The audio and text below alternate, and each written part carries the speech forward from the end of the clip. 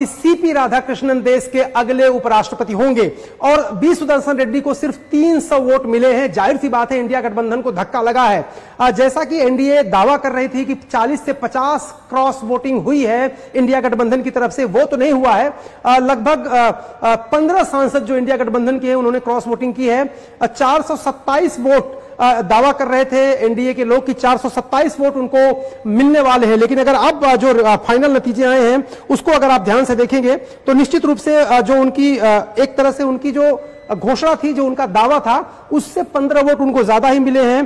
कुल जो है 752 वैलिड वोट थे, जिसमें लगभग इनवैलिड वोट 15 थे और इंडिया ब्लॉक को 300 मिले हैं वोट और एनडीए को 452 मिले हैं। यानी स्पष्ट तौर पर जयराम रमेश ने जो दावा किया था कि 315 सांसद इंडिया ब्लॉक के जो थे, समूचे विपक्ष के सांसद सबने मताधिकार का प्रयोग किया और उनका दावा था कि ये 100% मतदान हुआ और बड़े जोर शोर से जयराम रमेश से दावा कर रहे थे कि कोई क्रॉस वोटिंग नहीं हुई, सभी 315 सांसदों ने वी सुदर्शन रेड्डी के पक्ष में मतदान किया है। लेकिन नतीजे ये कह रहे हैं कि 452 वोट मिला है सीपी राधाकृष्णन को, यानी 427 के मुकाबले 452 वोट जो मिला है वही 15। अगर 427 और 452 के बीच का जो आप अंतर देखेंगे तो तकरीबन 15 और प्लस 10 25 के आसपास उनका दावा है कि 25 के आसपास ज्यादा वोट उनको मिले हैं, लेकिन 15 वोट उसमें से स्पष्ट तौर पर वो हैं जो कि इंडिया गठबंधन के हैं। यानी 315 का दावा इंडिया गठबंधन करता है, उसको 300 वोट मिले हैं। 427 की एक तरह से स्पष्ट रूप से बहुमत की संख्या एनडीए की तरफ से क्लेम किया गया था, 427 की वजह से 452 उनको वोट मिले हैं, यानी लगभग 25 वोट उनको ज्यादा मिले हैं। तो 25 वोट ये जो ज्यादा मिले हैं उसमें से 15 वोट जो है इंडिया गठबंधन के हैं और 10 वोट जो हैं उन वोटरों के हैं जो किसी वजह से अपनी पार्टी में छोटे दलों से असंतुष्ट थे या जो निर्दलीय जैसे थे, जैसे स्वाति मालीवाल, भले ही आम आदमी पार्टी की तरफ से वो चुनी गई थी राज्यसभा की सांसद, लेकिन वो एक तरह से निर्दलीय की तरह से बिहेव कर रही है। वो आम आदमी पार्टी के किसी रुख से या किसी उनकी लाइन से सहमत नहीं होती, तो हो सकता है उनका वोट भी मिला हो एनडीए को। गिरधारी लाल यादव जो है उनका भी वोट गया हो, क्रॉस वोटिंग हुई हो। तो इंडिया गठबंधन के पक्ष में क्रॉस वोटिंग 1 या 2 की हुई है कि नहीं, ये अभी स्पष्ट नहीं है, लेकिन एनडीए के पक्ष में 15 वोटों की कम से कम क्रॉस वोटिंग हुई और 10 एक्स्ट्रा वोट भी उन्होंने, फेंस सीटर जो वोटर थे जो कहीं जा सकते थे, उन्होंने इंडिया गठबंधन की बजाय एनडीए गठबंधन को चुना है। यानी 25 वोट उनके जो क्लेम की गई थी संख्या उससे ज्यादा मिले, 450 वोट। 450 जो वोट है, अगर वो देखें तो यह आंकड़ा इतना बड़ा है क्योंकि जो आंकड़ों की गणित राज्यसभा और लोकसभा कंबाइंड मिला के था उसमें लगभग 112 से 115 वोटों का अंतर इंडिया गठबंधन और एनडीए गठबंधन के बीच था। लेकिन जो नतीजे आए हैं, 452 वोट सिक्योर कर लिया है एनडीए गठबंधन ने, सीपी राधाकृष्णन ने, तो वो उपराष्ट्रपति तो बन गए। लेकिन सवाल पीछे ये छूट गया कि क्या इंडिया गठबंधन के अंदर सेंध लग गई, क्या इंडिया गठबंधन की जो पूरी कोशिश थी, उनका जो दावा था कि उनका किला अभेद्य है, उनके किले में सेंध नहीं लग सकती, उनके जो वोटर हैं वो दूसरे दल को नहीं वोट दे सकते, क्रॉस वोटिंग नहीं हो सकती, क्या उसको तार तार कर दिया है एनडीए की रणनीति ने? क्या राजनाथ सिंह, जिनको इस पूरे चुनाव में सभी दलों से बात करने के लिए कहा गया था, क्या उन्होंने कुछ और वोट एक्स्ट्रा एनडीए की झोली में डलवा दिए?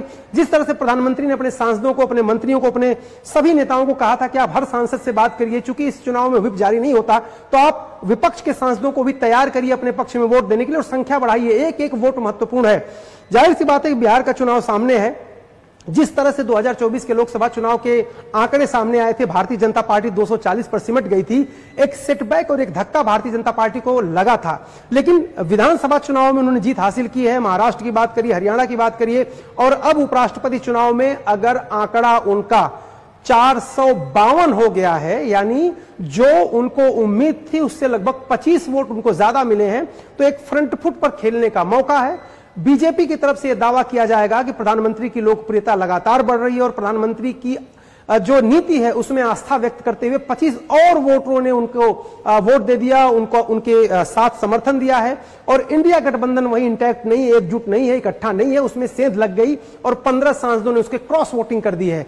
तो यह चुनाव इसलिए भी जाना जाएगा क्योंकि कांग्रेस ने यह तय किया, समूचे अपोजिशन ने तय किया कि यह विचारधारा की लड़ाई है।